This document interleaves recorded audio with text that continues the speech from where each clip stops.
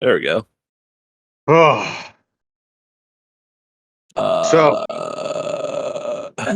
what did you think of Dennis Johnson? Dude, I must have read this guy before because Yes, I've heard a lot definitely. about Denis Johnson and what's his that big short story collection he wrote? Jesus' Son, which Jesus' this is a Son, part of. yeah. Yep. The Oh, title is it really? story I was not a fan of, by the way, which is why. Oh, by the way, we read him. We read him originally in Blakemore's class. Steve Blakemore, I think. No, not Blakemore. The guy in a wheelchair. You know what I'm Ferguson, talking yeah. about? Ferguson. Yes. Of course we Um. did. This is right up Ferguson's alley. Yeah. This is what we love I about Ferguson. I was not a fan of the title story. I was not a fan of anything we read in that class except. Oh, we read Jesus' Son. Okay. Yep. Yeah. Barely remember it. It's weird. I know a lot of people love that story. A lot of people in that class read that story and loved it so much they bought the whole collection. Um, I can't stand that fucking story, man. I'm somebody like I love drug stories. I love Hunter S. Thompson. I love you know, psychedelics. I love weird, trippy shit. That's what I loved Yeah. about Sabbath's Theater is how fucking weird it was. But something about that story, I don't like it when authors just like throw words at me. What are you talking about? And What do you mean by that? well, I mean, we can read the first part of Jesus' Son. It doesn't take long before.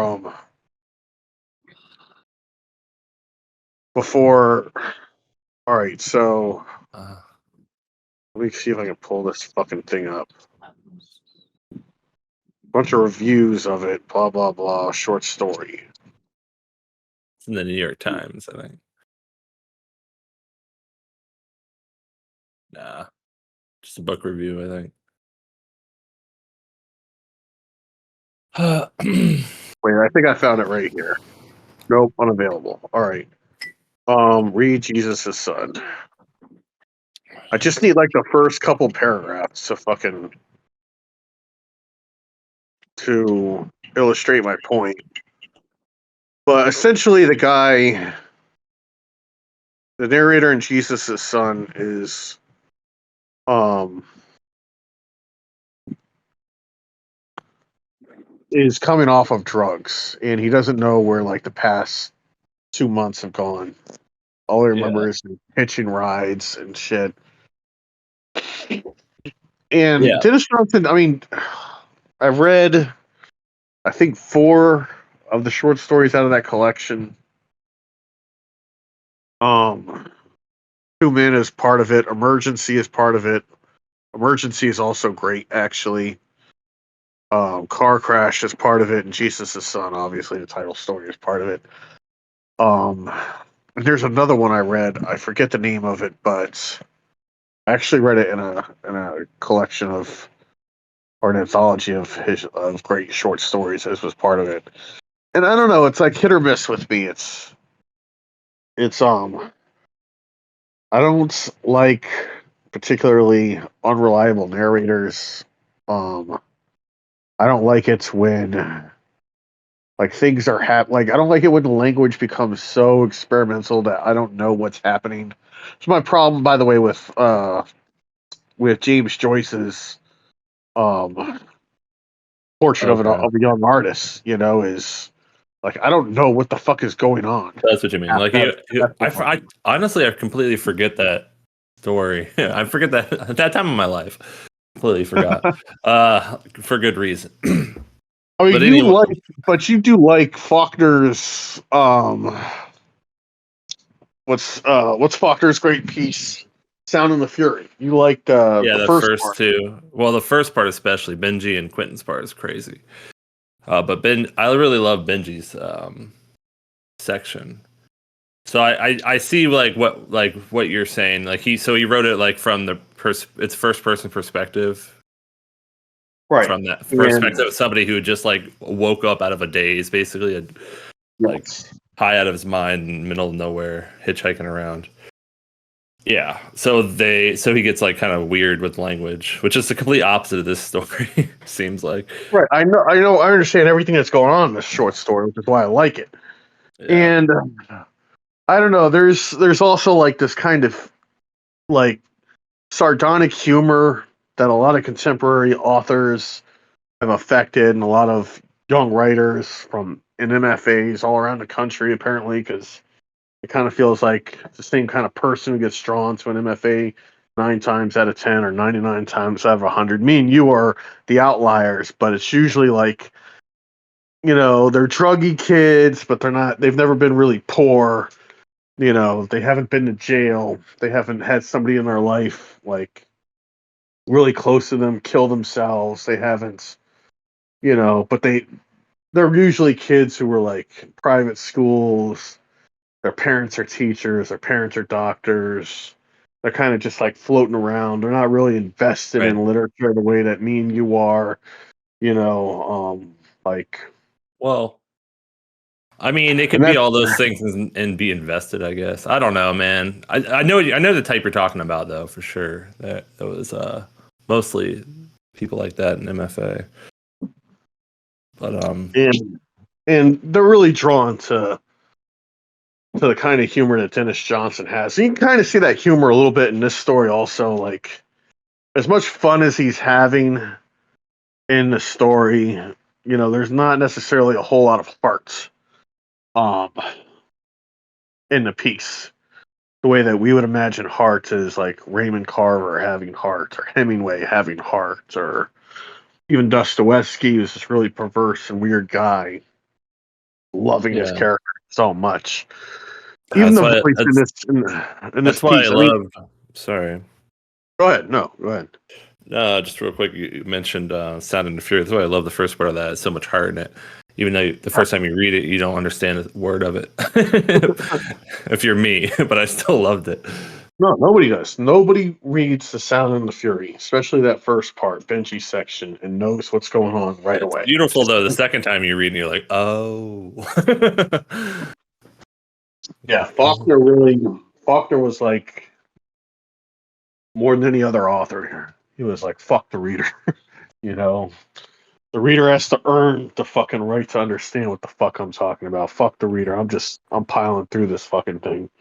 He said, I think right before he wrote that book, I think he had another one that was kind of weird like that before, but he's like, as soon Yeah. as I turned 29, I just started writing wherever the fuck I wanted. And that's when he like blew up.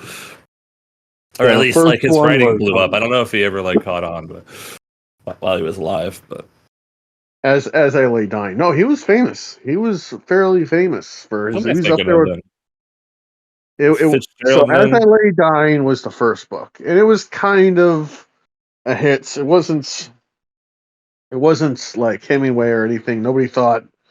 You know, nobody thought this is the next big thing, but it made a little splash. And then The Sound of the Fury came out, and everybody hated it. Um, and then a bunch of other books came out. So I don't think it was until his short story collection came out as a collection that people Right. started to really take notice of him, because his short stories are just fucking magic. They're some of the best short stories ever written. Tall Men and Two Brothers, or Two Soldiers. I mean, Yeah. except that evening sun go down. The one If I about recall, these stories are written kind of like pretty normally. Like no, there's not a lot of weirdness about them. At least compared to Sound and the Fury and As I Lay Dying is written in a very weird fucking way. well, he had some short stories that were off the fucking wall, but the ones that hit were the ones that I just mentioned.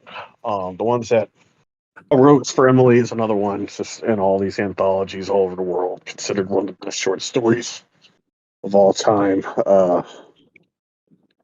et cetera, et cetera. So, yeah, there's Faulkner, Hemingway, Raymond Carver, Tobias Wolff, everybody that we've talked about thus far, Sharon Olds, always heart first, just heart, I want to break the reader's hearts. I want to make them cry. I want them to uh, feel the total weight of everything that I'm feeling right now, everything that these characters are going through. Dennis Johnson, not really so much. Yeah. Dennis Johnson, I'm gonna get by on weirdness alone. I'm gonna get by on humor and weirdness, and that's gonna carry you through to the end of the piece.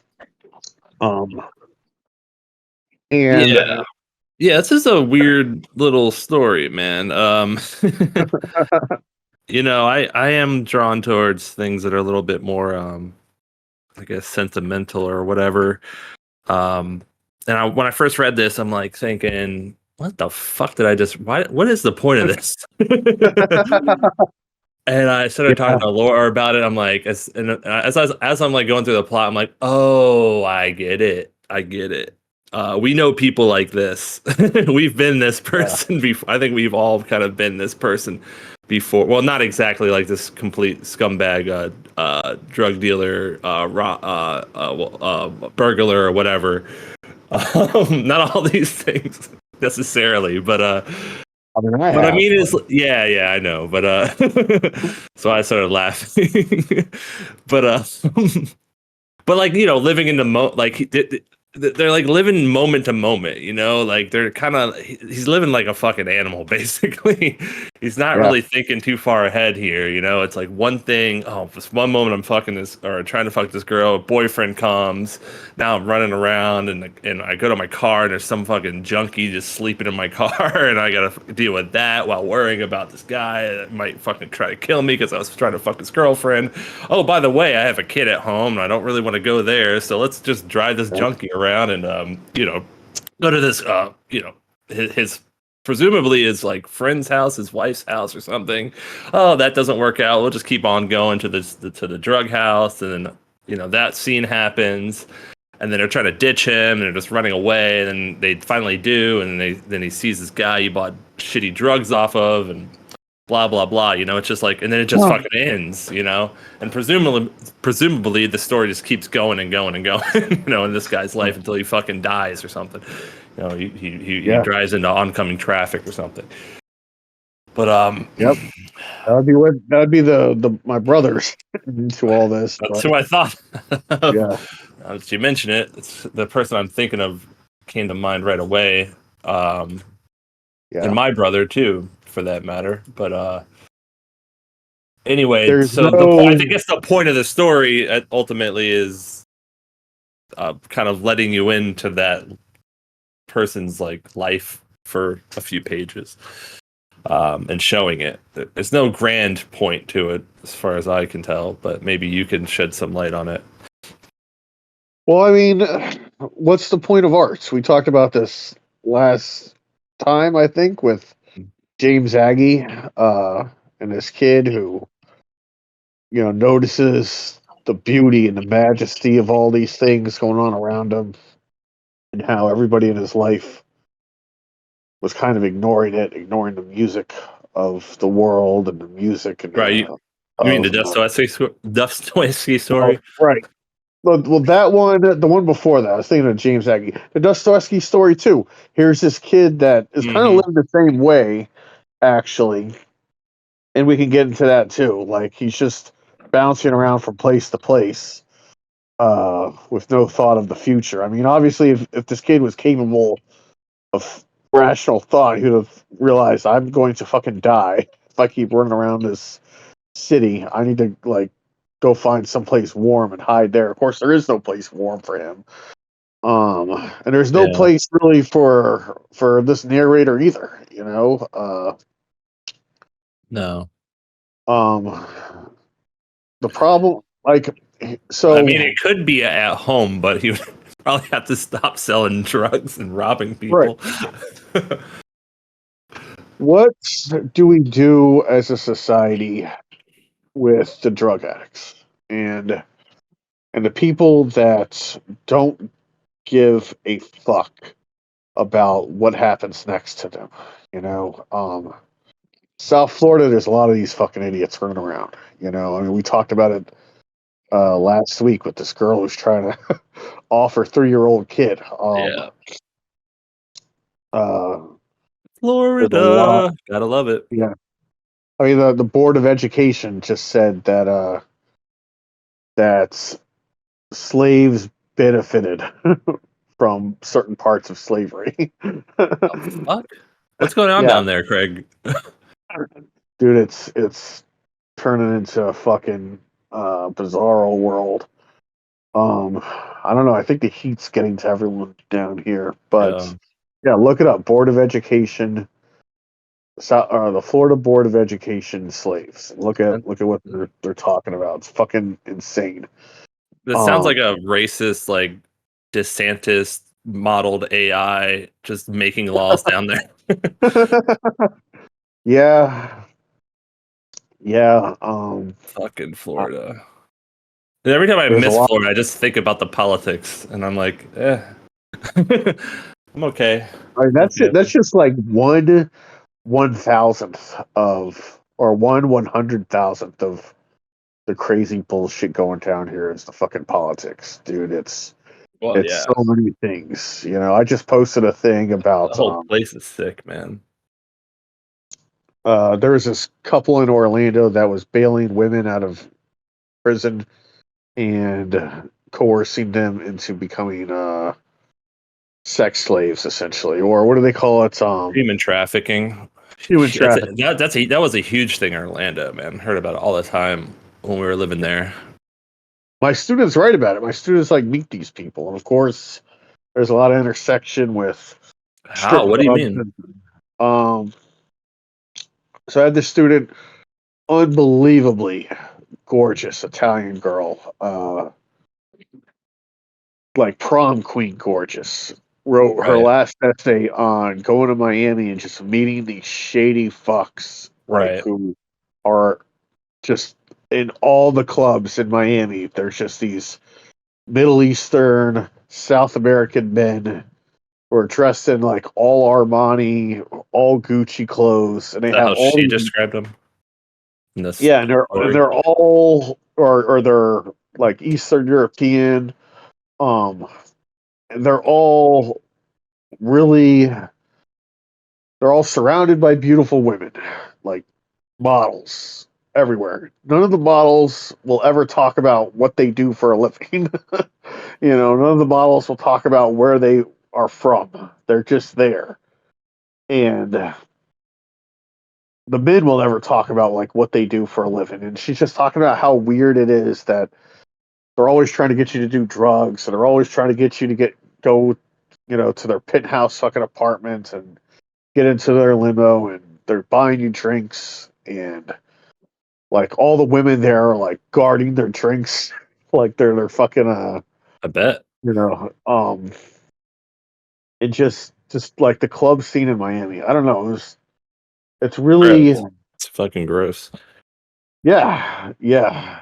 And like as I'm reading it, like Well, I'm it's reading more her than that. piece. It's like fucking horrifying, really, to be like her I'm reading at it, I'm that like writing place. Like comments. at I'm any like, moment, she could just like somebody could like try to snatch her or something, or drug yeah. her or whatever. It's horrifying. Well, and she's not from Florida, so that's why it's particularly like weird to her. She's like from Nebraska or some shit. And I'm Right. like, dude, you need to get the fuck out of that scene, dude. You need to stop going down to Miami because like they're looking for you. They're looking for some naive chick who's not from Florida, who's just going to a university down here. Nobody knows she's at the club. They'll just disappear your ass, you Right. know? But yeah, and that's essentially this guy, this guy who's living moment to moment and doesn't necessarily have a conscience, or maybe he does and that's what he's running from, but um he's doing everything he can in the world to just keep moving, you know.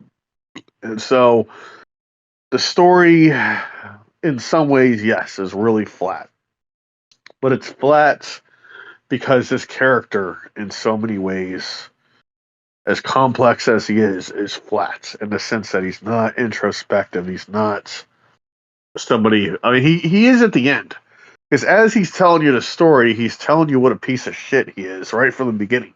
You know, Yeah. I was a coward. The three of us, we didn't even know why we were hanging out together. It was some misunderstanding that we didn't like. They usually would end in a day or two, but for us, it had gone on for a year, and it kept going on until we Y- revealed how cowardly we all were to each other. Yeah, yeah, and he like the way it's written, it almost tricks you into believing, oh, he kind of has a heart, and like maybe it'll get like maybe that's the change that's gonna happen or whatever it's gonna happen by the end of the story. You know, he's like he doesn't want to hurt the guy, the druggie in the car, Right. and for whatever reason, even though he's kind of an ass to him, he's still trying to help him. You know, whatever selfish reason that might be, like he's just trying to kill time or whatever, try not to think about something he did or you know, but Or but really, he's just trying yeah, to at get away the from this guy that is trying to potentially murder him. Um, right. which in and of itself is cowardly. If he was this big tough guy, he would have just fought the guy right there at the first scene, and none of this story would have happened. But I think that's the point of the story: is most of these guys that are out there doing all this crazy shit at the end of the day are cowards. And that's why they're doing it. It's not so much um that they're full of reckless abandon and that they're these brave um men that are just full of bravado and courage. That whole idea of the Arthur Morgan gunslinger um usually isn't the case. you know for every John Yeah. Gotti out there's some guy who's ready to stare down the barrel of doing life in prison. I love It's how John Arthur Gotti. Morgan's become part of the The conversation, lexicon. the Yeah. lexicon. Yeah, Yeah. Well, love it, that's man. he's a great example of what people think of when they think of an American outlaw.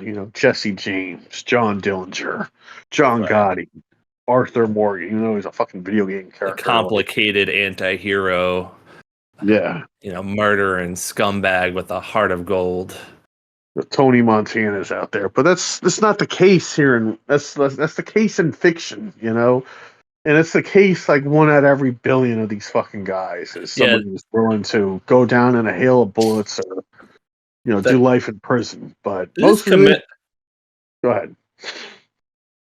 It's commendable that he's writing a character like this without any sort of like grandiose pretense, kind of just showing it for what it is. And I think like a lot of uh like people who would be drawn to the story might have been that person, at one point in time. And like what's satisfying about the story is that it's shown that it's garbage, it's bullshit. It's bullshit. And then if you're reading this story, you're definitely not that guy anymore. So whatever life choice that you've taken has probably been vindicated by this little like slice of this guy's life. But yeah, that's a great point you make. There's nothing to look up to here. This guy. No, I mean, and the change that happens in him is that he stops running from people and he starts chasing them.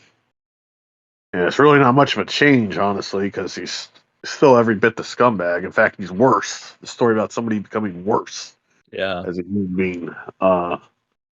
But um, So yeah, but yeah, it's what it's like to be that guy, which is really all any piece of art has to be. This is what it's like to be a pimp. At some point, we'll read "Airtight Willie and Me." It's a great story about a pimp and a con man. wait, what? Um, What did you just say? Airtight Willie me? What the fuck is that? Airtight Willie and Me. It's a story by Oh, Iceberg Slim. Airtight Willie is a con man, and Me is Iceberg Slim. He's a pimp, and it's beautiful. We'll do that like a couple down. We'll start talking about Iceberg Slim. Man, you would love the one that David Chappelle talked about actually when he was talking about that novel. Remember the really yeah, I remember that. capitalistic. It's by an author named Iceberg Slim. And the only two great things that he ever wrote, in my opinion, are Pimp and that short story that I just mentioned, Airtight Willie and Me. Pimp is great though, but Yeah, Pimp is definitely check out. I got the book, but I'd rather start with the story. yeah. So Read the you short know me. story first, and then we'll talk about it. But he's not a good person. He's actually a Yeah, better person than a lot of the other people in the story, but he's a capitalist by nature. He's somebody who's willing to use other people to get what he wants. And he's every bit, by the way, the coward that this unnamed narrator is in Two Men by Dennis Johnson. And by the way, the two men in the piece um, are the first guy, yeah. also not named, the deaf and mute guy, and the other one Like who's they call running him with Stan at the end of the the people band. the drug house. Yeah, but mostly And unnamed. Might as well be unnamed. I know he named the guy that he's chasing at the end. Um, Thatcher. yeah, Yeah. So those are the two and men, and then he has his two friends, and there's like, I guess there's, if you want to get kind of put our analysis hat on, there's like two men inside this narrator, the piece of shit and the worst piece of shit that he becomes. that's a great point. I mean, that's a really interesting point.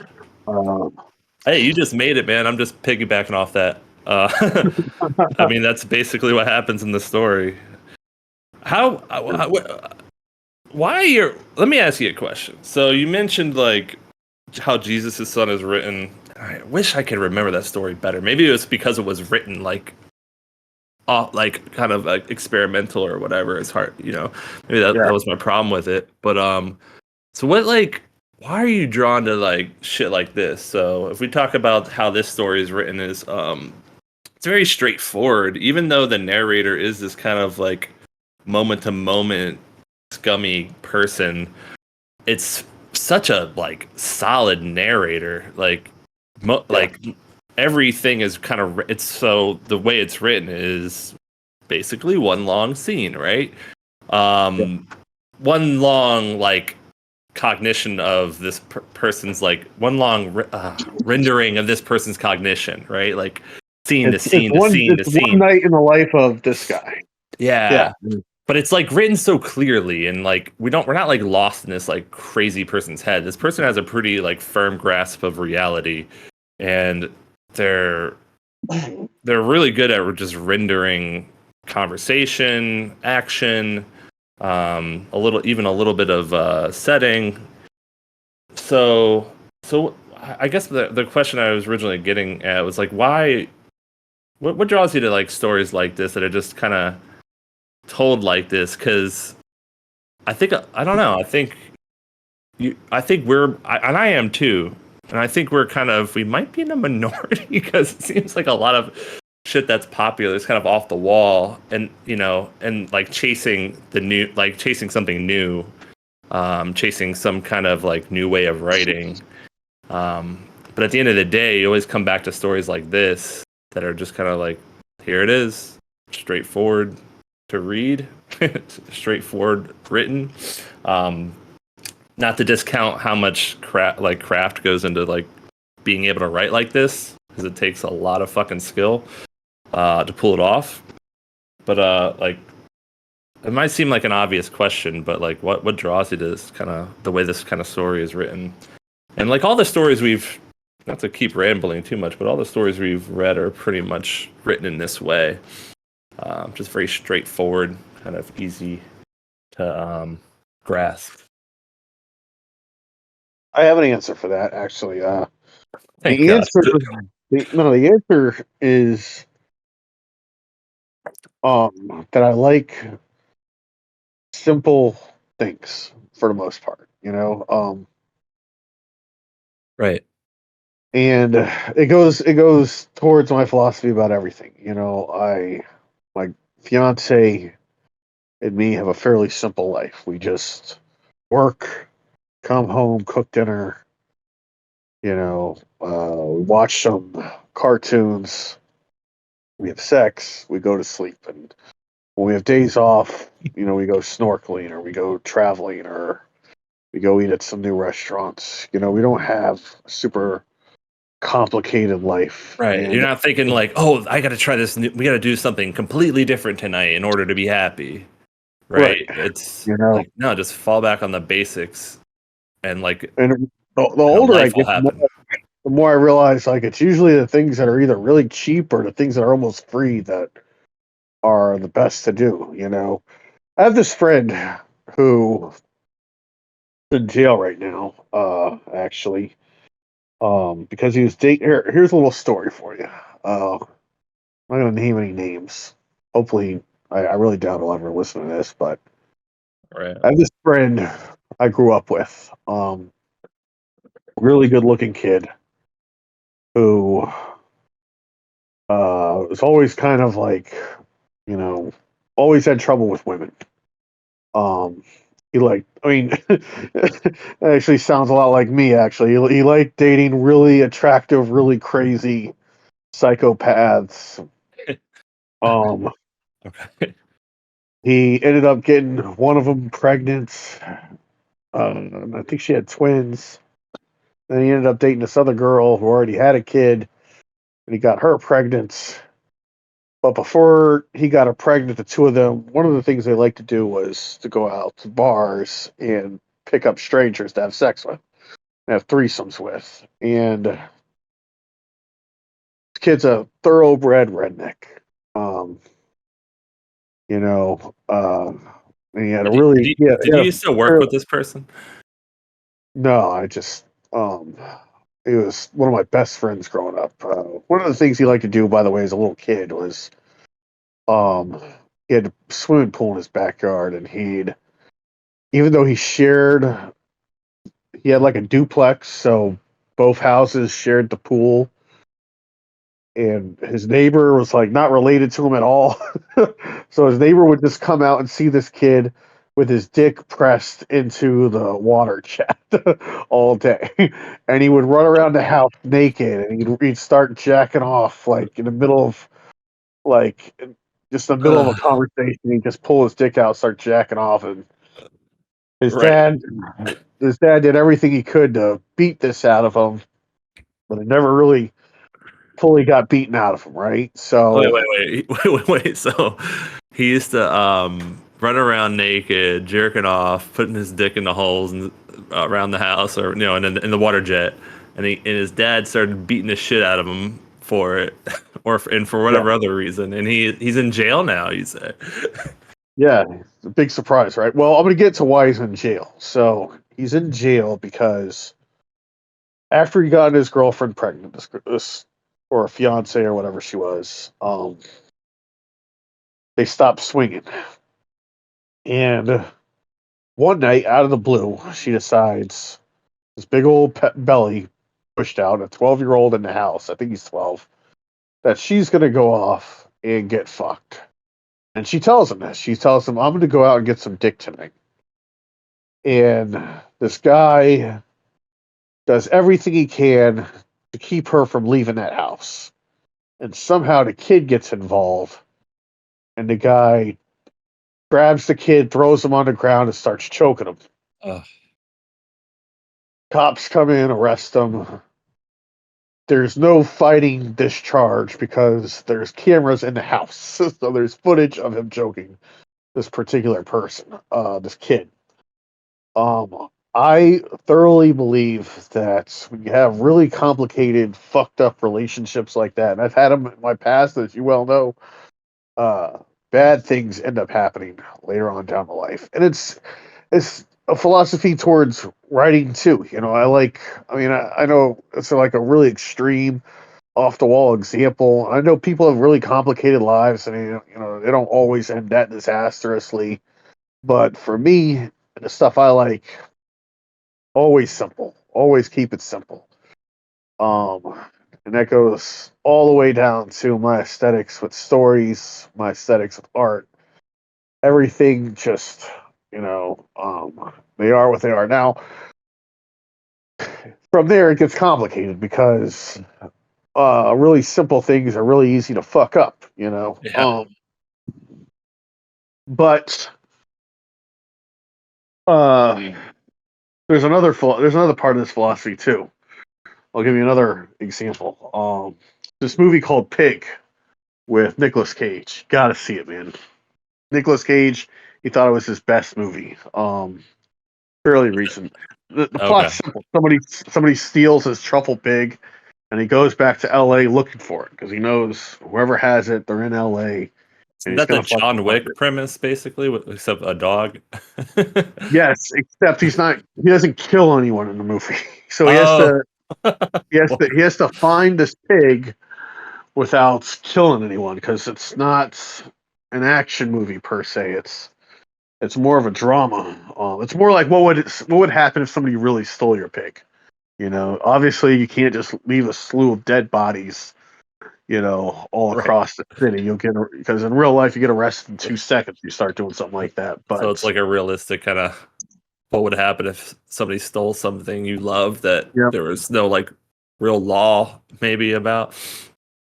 I yes, mean, there and probably are laws against stealing people's pigs. I mean, there's got to be, right? But I don't yeah, know. but like he knows How do you prove it? Oink right. He oink. knows one of the guys. So the guy who this is truffle pig. And it's funny we're talking about everything else in the world except for this short story, but sometimes that's It's the way it okay. goes. You know, We got to I mean, talk I've around said, this story a pretty little much bit. said everything I have to say about Two Men. You know, it's a substitute for heart and soul, and what you get in the place of heart and soul is weirdness and strangeness of plot and humor. And the plot just keeps going. It's kind of like a drama or a soap opera in that something's always happening. And some people live that way. You know, some people live their lives like a soap opera. It's just a drug-filled soap opera where, you know, Yeah, exactly. I um, mean, that's all yeah, there it's is to it's say about it's it is like a weird like I said, like kind of what the fuck is the point? And then you're like, oh, I kind of get it. It's not like it's not like I don't know. It's not like transcendent or it doesn't make you cry or anything. it. No, But you don't want all your stories to do that anyway. Not all of them. They can't all do that anyway. This is just kind not of this feels like Dennis Johnson just kind of flexing a little bit, like his writing muscle. You know what I mean? yeah, Like, and this is not easy to do. Like, we're kind of saying this is a no, very simple, like you said, it's really easy to fuck up simple stories like this. yes, And he doesn't. There's not one misstep in the story. Um, it's just it's kind of rendered perfectly for what it is. yeah, Um, and it's written and like when you're reading it, you don't ever get tripped up on anything. You don't get tripped up on the language. What happens doesn't trip you up. You're just like, yeah, man, this is happening right in front of me, and that's it. I just get a slice of it for 6 pages, or however long it is in the actual book, um, and that's it. And it's I done think perfectly. the only thing that could trip you up is, as you said, what is the meaning of all this that's Yeah, at the happening? end, you're like, what the fuck? Yeah, he's gone from somebody who's totally scared to somebody who's going to go around kidnapping people, essentially. You know, and that's the point is that's the day in the life of a drug addict. You you know, know, you don't think about your next move. You just do it. it's hard Um, to like I don't know, man. So I when I finished reading the story, I was kind of thinking of the story that you wrote recently about delivering for Jimmy John's and how it like starts. It's kind of like this story, honestly. It kind of starts with the guy, the order over the phone or whatever. Like he has like a shitty customer that they're dealing with, and then all this shit happens in between. But it comes back to that. So the story feels like it starts at the same one place and it ends kind of like close, like tying off that bow a little bit. Franzen does this in his novels too. Like he ties everything off, and the risk with like tying shit off is that it can become artificial. Like you can introduce artifice to your story. So without like the way this story could have done that was bring back that boyfriend, like the confrontation with the boyfriend at the end. Like he could have brought him in somehow, but for whatever reason he decided not to close anything off, and so you're left at that. You're left with what we are talking about is this like kind of slice of life, like just rendering this characters how this character lives. We're kind of like reading into that the way it's written. reading into the character through the way it's written, which it's interesting too. But it's definitely less satisfying to read. Well, So there's a balance, you know. There's a balance between artifice and just kind of rendering things as you so see them as you're writing it. I think another problem is that the catharsis happens after the story ends. It happens like he doesn't realize that he's a coward until long after the events of this story take place. He comes back to, as he's telling the story, realizing like these two people that I was with, like we were all just terrified of everything in life, and even the Right. catharsis of that, even the catharsis of them splitting up as a group doesn't happen in the events of this story. This Right. story is about this. Here's this time where I misunderstood what a man was, and I thought that a man was just somebody who stopped running and started chasing. But that's not what it is either. What a man is something totally different than anything that I'm talking about, any events of the story, or anything that I have a conception of. You know, um it's when the chips are down, you go off to help somebody, instead of, and I wasn't man enough to do that, and I didn't even realize that Right. till long after all this. I didn't realize like, oh shit, it was the great failure of my life is when this guy who was my friend got hurt during a robbery, and we just dropped him off in front of the hospital and left him to the wolves. And we would be remiss to not recognize the fact that this story exists in context of a bunch of other stories in a book. You know Right. that matters. I think probably for this story a lot. Like if you're reading through that book and then the story just kind of popped out at you. Um, Yeah. I but mean, yep. this was my favorite. Okay, so getting back to the Nicolas Cage thing, he has this great line in the movie where he goes to see one of his former employees, and they're like serving like there's I don't even know what the fucking dish is, but it's one of those dishes where like you lift the cover and um the smoke from the dry ice has helped flavor the food, and it's just really this modern dish that Nicolas Cage is being served, and he's like he tells his Oh God. it's this really popular restaurant, and he tells his former employees like, none of that matters, right? None of the reviews, none of the customers, none of the money, none of it matters because none of it's real, and it's not real because what you're serving isn't real. It's not real fucking food. It's just shit. It's dude, it's this beautiful fucking scene. But it's like that's how I feel about all of these modern fucking books that are winning all these prizes and shit by all these authors like Colson Whitehead and Ben Lerner, and who's the other one? George something. I guarantee you fucking know the name. Uh, Saunders or Sanders? Sanders, George Saunders. Like I can't. And it goes the same towards poetry too. Amanda Gorman and all these people. Like I don't know. I can't Well, stand their fucking writing because it's well, not. there's It's not like real.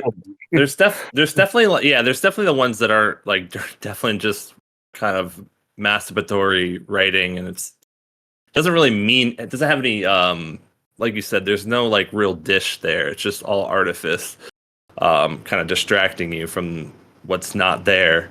But I think there are some like George Saunders wrote a story that I really liked. Like sometimes you just get really fucking I don't want to say lucky because obviously I don't know if you ever really get lucky. I guess you get lucky at writing even if you're just a great writer. But there's like the experimental shit that works for whatever reason because it has heart or just you just connect with it or whatever. But there's We'll have definitely to look. what's that? I was just gonna say we'll have to look at one of them. We'll have to look at the one that you liked, and maybe at some Yeah, I have to point.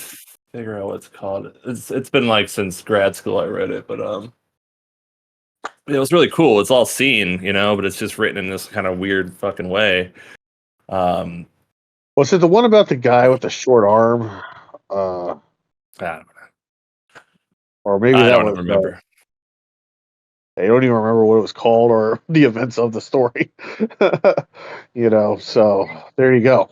I mean, there's the That's answer. the problem, man. You get like kind of distracted by the language and like the actual plot and like character kind of becomes a little less like it becomes dim, in your memory.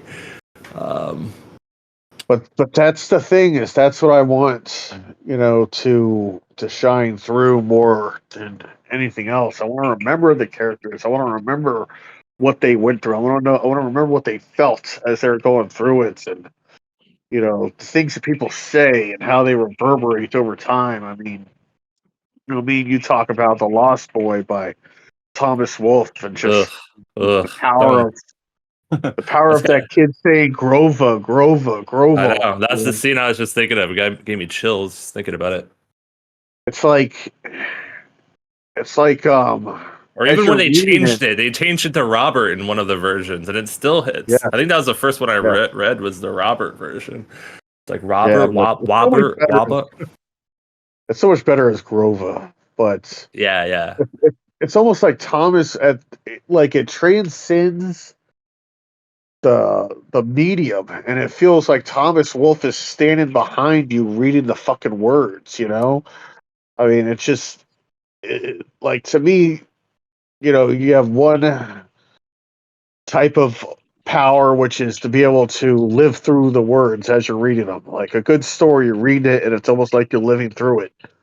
But there's another deeper magic, I think, where like you're not only living through it, but you can hear the voices of the people as they're yeah, saying the words, and you start fucking crying because you realize like this is the point of life is yeah. that it's so brief.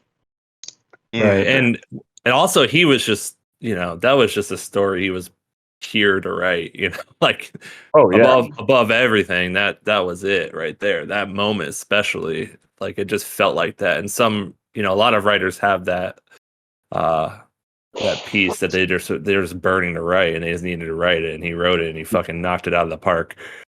Hills Like White Elephants, of course. The Simple Truth is the one I always think of for Simple Philip Truth. Levine. Um, My Father Speaks to Me from the Dead, Yeah. Sharon Olds, Crime and Punishment by Dostoevsky. You know, and that, like to me, that's the better magic. That's kind of why I don't. I'm not a fan of Dennis Johnson. I don't think he's capable of that, and I think that's the greater magic. But hey, I mean, it's not the shit on the guy. I mean, he's a fucking world class authors, teaching and getting paid millions, and I'm just some schmuck who lives in South Florida. Well, he's dead, by the way, just so you Oh, know. is he? I Yeah, didn't he even died. know. He died a few years back. Well, Sucks. He listen, was pretty young too. yeah, he was really famous. He was Yeah. really, really fucking popular. So that does suck, but I don't know. For the life of me, this like there's a couple short stories in Jesus' Son that I liked a lot. I like Emergency a lot. Um, I didn't like Jesus' Son, but I liked a lot of the other pieces in there. I just, I couldn't stand his novels. Um, and it's for this reason. It's for the reason that, um, that he wasn't able to bring heart and soul into his art as much as the authors that I really revere could and do. Well, But there's still so much else to it. It's like it's worth noting that. For here's another example. You talk about keep it simple, stupid.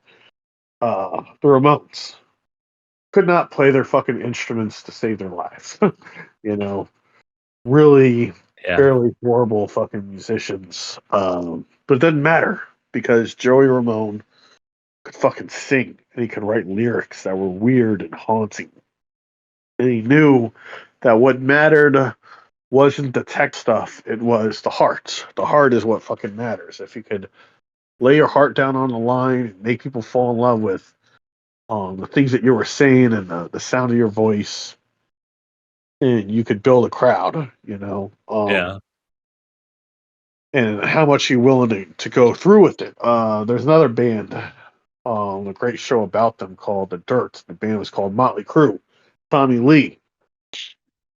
Um, Not great musicians, I don't think per se, but they wanted nothing else in this world more than the fucking rocket crowd, and you can feel that in their music, and you can see that in the way that they live their lives.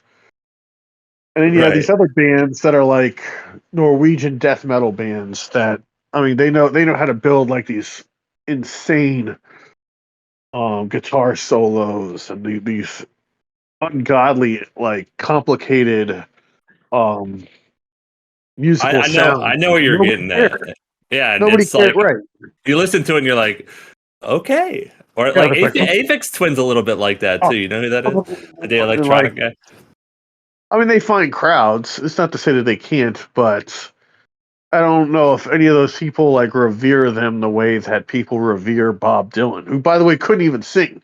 I No. mean, Yeah. Jesus Christ, half of There, Bob Dylan's songs are like unlistenable to but there from is a a. balance, you know. Well, a band that like comes to mind when I think of like balance is White Stripes. You got like this master guitarist with his like wife or girlfriend or whatever who can barely like doesn't really play like is very simple musician when it comes to like drumming. And it's like and it works, you know, because there's like a balance of like that really simple percussion and like this insane guitar. And Jack White, of course, also puts a shit ton of emotion into how he plays. So there's heart too with it. And I think that's the kind of balance we're striking as writers is like you don't want to get too bogged down in the technical aspects of writing, and you don't want to let it be just about like finding novel ways to tell the same story, you know, by like making your story kind of hard to read or incomprehensible to like the normal people. And you don't want to get But bogged down in humor, and you don't want to get bogged down in weirdness. You don't want to get yeah, bogged down really with anything. You don't want to tell the same story, but you also don't want to tell stories that you're just not capable of telling because they're too far out of your wheelhouse. I mean, yeah, that's the problem with art is once you do something great, you have to figure out how to do it again, but totally different. yeah, Um, yeah. It's a and, motherfucker for sure. and really, I mean, the balance for me of all things working at the heights of how they're supposed to be working is like the Beatles or Ozzy Osbourne or Tupac or Eminem. At least early Eminem is everything's just everything's hitting on all cylinders, and it really couldn't be written any better than it is written, or could be performed better than it's being performed. It's just everything's working like, and it's by them also. It's not like as much as I love Frank Sinatra, he didn't write any of his own music. As much as I love Meatloaf, he didn't write any of his own music. So it's really personal with Eminem and with Bob Dylan and with Tupac. It's like you're hearing their souls, through the music. So it's this really Right. deep love that you build for the artist. Sinead O'Connor just died today, actually. What? Yeah, Really? Sinead O'Connor died. Yep, Why? 56. I have no idea what happened, but Holy shit. yeah, but What? a great artist. Her first album, fucking transcendent. The Lion and the Cobra.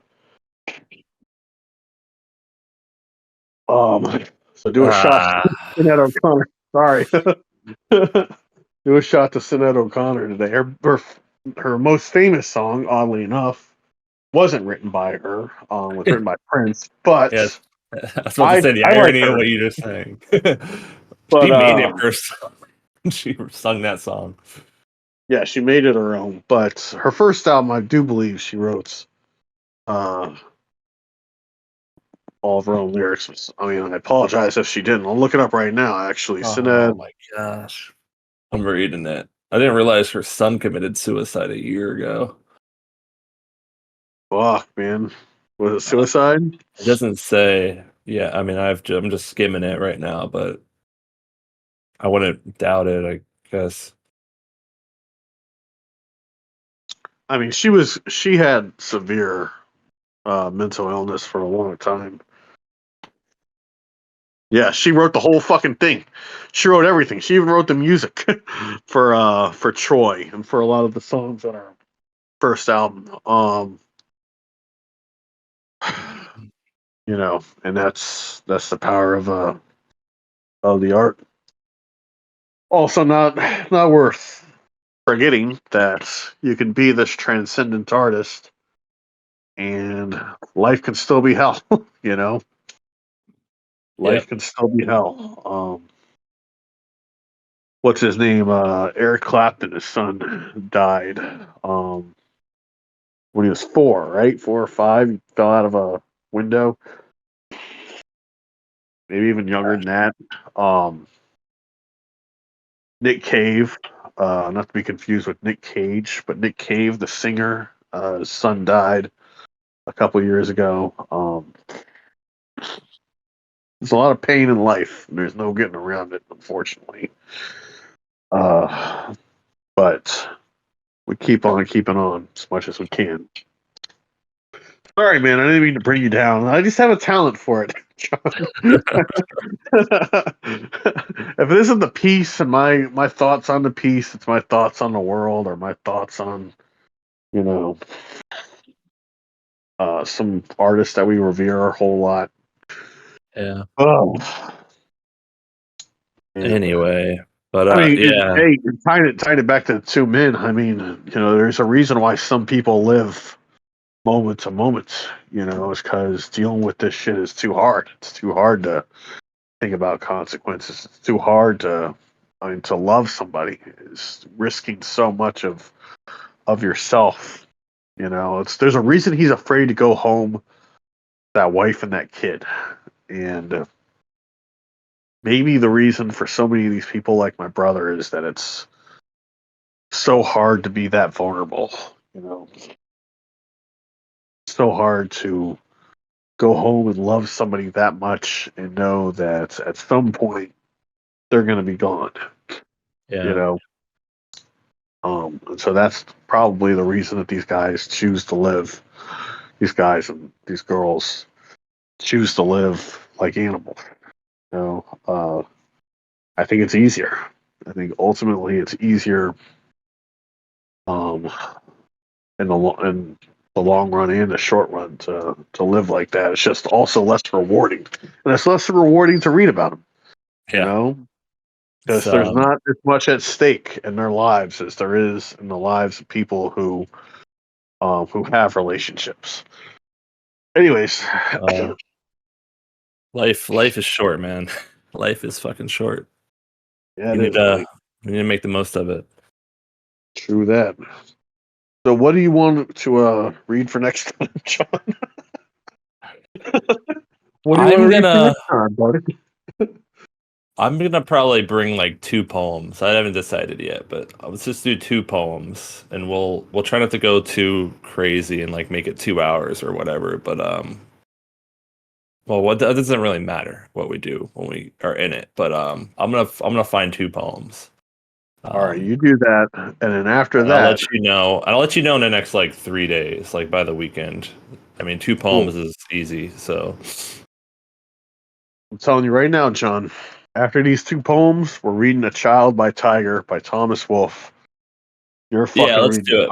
all right? Let's do that. Fuck it. Let's do it. All right. Want to do that next? Oh shit! Let's do the two No, no. poems. What's The wait, two wait, poems. what? Yeah, yeah, let's take a poetry break here, and then we'll get into Child by Tiger. But all right, brother. All right, man. All right. I love you, man. Take care, all right? Love you too, buddy. All right. All right, later.